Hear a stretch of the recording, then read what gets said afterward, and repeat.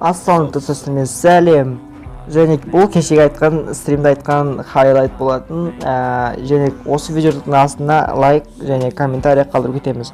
Егер де сіздер мен сияқты хайлайттар істеп монтажға үйренгілеріңіз келсе, астына го монтаж деп жазып кетемін.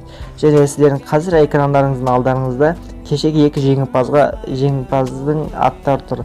Және ол екеуі міне шек бойынша алмаздарын жібердім. Турнирлер тағы болсын десеңіздер, лайк басып және өте жақсы актив көрсетеміз.